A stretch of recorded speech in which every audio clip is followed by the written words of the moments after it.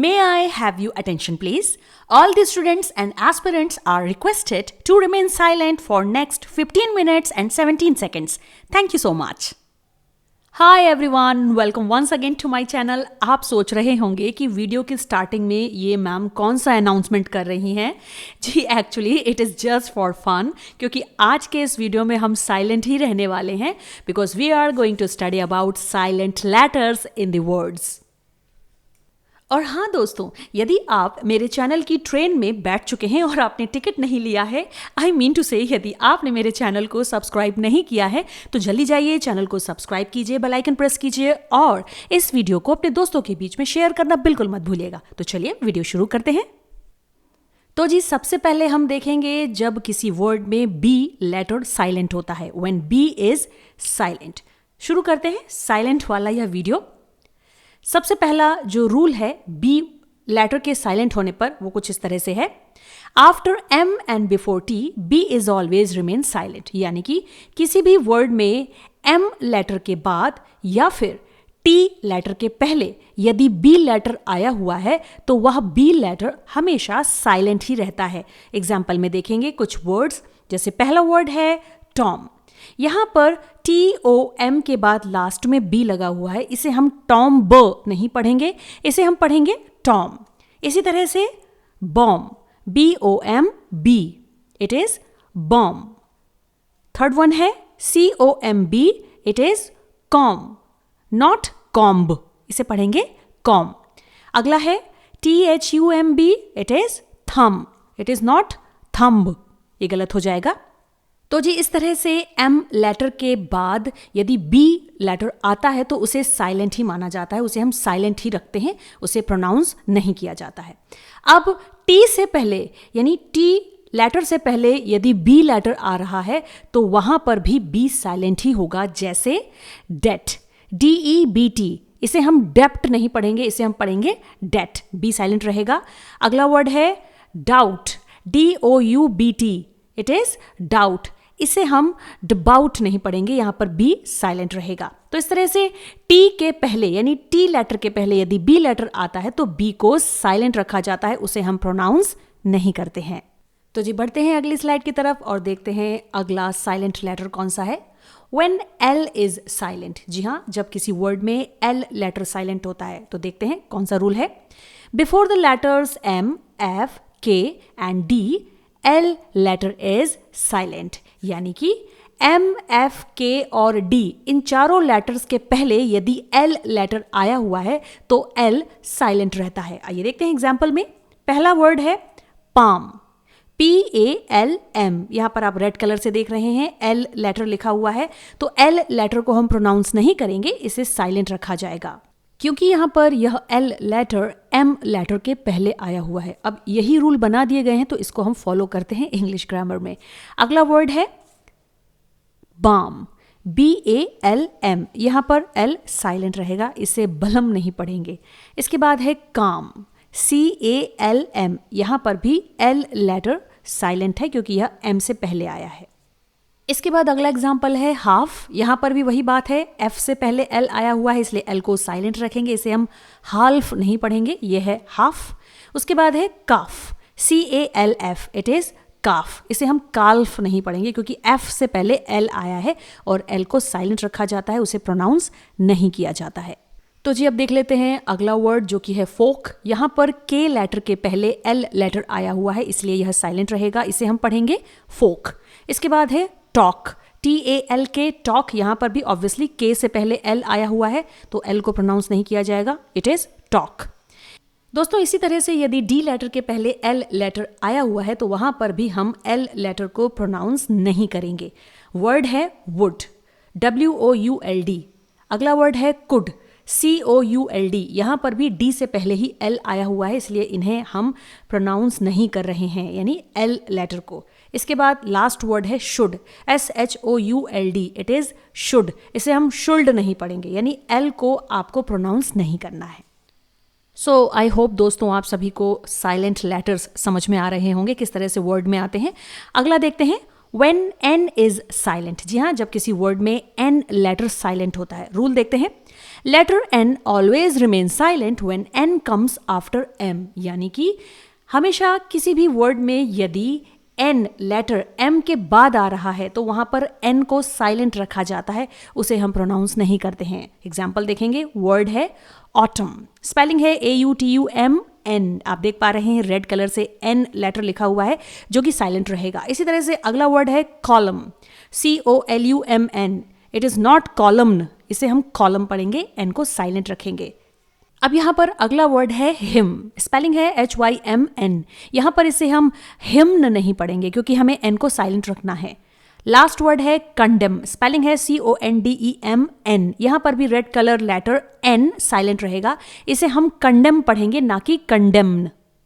उम्मीद करती हूं दोस्तों आप सभी को वीडियो समझ में आ रहा होगा। चलिए अब बढ़ेंगे नेक्स्ट स्लाइड की तरफ और देखेंगे अगला letter, when P is silent. जी हां, जब किसी वर्ड में P लेटर साइलेंट होता है। रूल देखते हैं, letter P remain silent when it comes before N and S, these two letters। इसका मतलब है जब किसी वर्ड में लेटर P N और S इन दो लेटर्स से पहले आता है या लिखा जाता है तो वहां पर हम P लेटर को साइलेंट रखते हैं, उसे प्रोनाउंस नहीं किया जाता है। देखते हैं एग्जाम्पल। तो जी सबसे पहला वर्ड है न्यूमोनिया, स्पेलिंग है PNEUMONIA। अब यहाँ पर आप देख पा रहे हैं स्टार्टिंग में ही P लेटर लगा हुआ है, लेकिन P को हम यहाँ पर प्रोनाउंस नहीं कर रहे हैं। ध्यान से सुनिए एक बार फिर से इसका प्रोनाउंसिएशन, न्यूमोनिया, न्यूमोनिया। देखिए यहाँ पर P बिल्कुल साइलेंट है। इसी तरह से अगला वर्ड है न्यूमैटिक्स, स्पेलिंग है PNEUMATICS। It is pneumatics. यहां पर भी हम P को प्रोनाउंस नहीं करेंगे जो कि साइलेंट रहेगा। दोस्तों दिए गए इन दोनों वर्ड्स में N से पहले P आ रहा था जिसे हम साइलेंट रख रहे थे।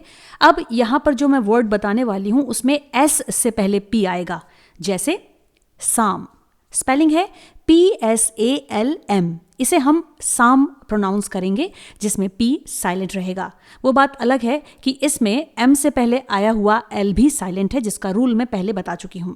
इसी तरह से अगला वर्ड है जिसमें S से पहले P आ रहा है, साइकोलॉजी, स्पेलिंग है PSYCHOLOGY। It is psychology. यहां पर भी P साइलेंट रहेगा, इसे हम प्रोनाउंस नहीं करेंगे।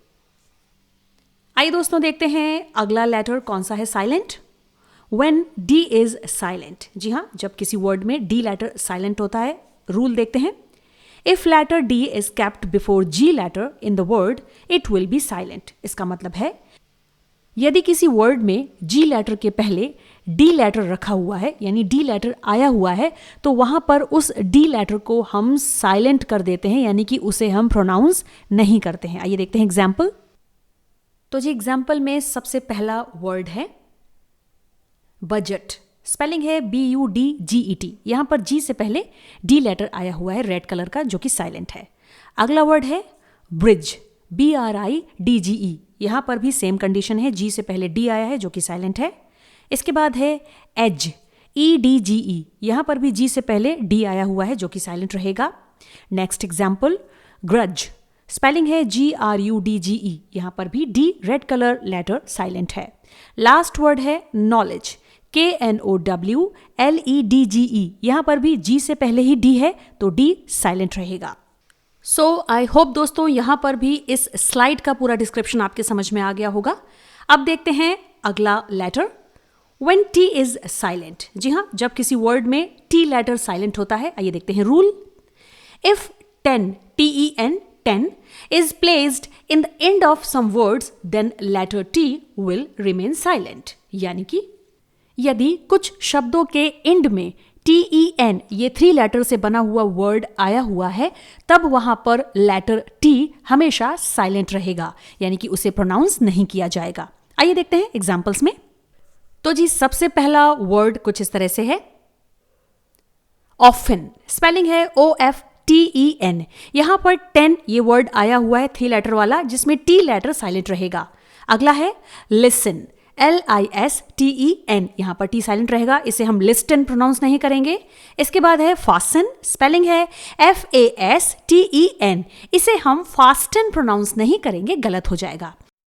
दोस्तों समटाइम्स किसी वर्ड में LE इन 2 लेटर्स से पहले T लेटर आया हुआ होता है, तो वहां पर भी हम T को साइलेंट कर देते हैं, जैसे कासल CASTLE, यहां पर T को साइलेंट रखा जाएगा।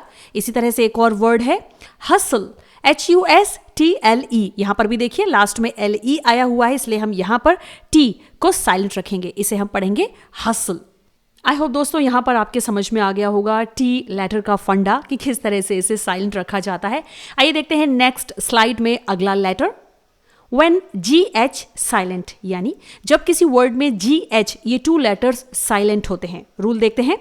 इफ देयर आर GH और GHT in the end of any words then GH will remain silent. इसका मतलब है अगर किन्हीं वर्ड्स के एंड में GH और GHT ये लेटर्स आए हुए हैं तो उन पर्टिकुलर वर्ड्स में हम GH लेटर्स को साइलेंट रखेंगे। जी हाँ, वे साइलेंट रहेंगे।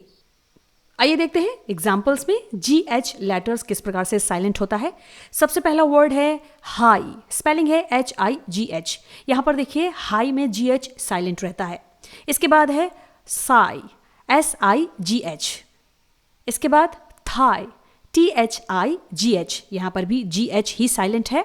इसके बाद लाफ, LAUGH, यहां पर भी GH को साइलेंट रखा जाता है। इसी तरह से कुछ और वर्ड्स हैं जिनके एंड में GHT आता है, जैसे FIGHT, फाइट। यहां पर हम GH को प्रोनाउंस नहीं करेंगे लेकिन T का प्रोनाउंस होगा। इसी तरह से next word brought, BROUGHT, it is brought. Next है कॉट, CAUGHT। यहां पर GH को हम साइलेंट रख रहे हैं, प्रोनाउंस नहीं कर रहे हैं। इसके बाद है फॉट, FOUGHT। यहां पर भी GH साइलेंट है। नेक्स्ट वर्ड है नाइट, KNIGHT। यहां पर भी GH साइलेंट रखा गया है, लेकिन इसी के साथ यहां पर आया हुआ K लेटर भी साइलेंट है, जिसके कुछ और नियम हैं। इसके बाद GHT वाला एक और वर्ड है जो कि है टॉट, TAUGHT। इसमें भी लास्ट में GHT भले आया हुआ है लेकिन GH ही केवल साइलेंट रहेगा, T को यहां प्रोनाउंस किया जाएगा।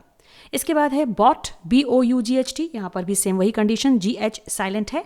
और लास्ट का वर्ड है लाइट, LIGHT।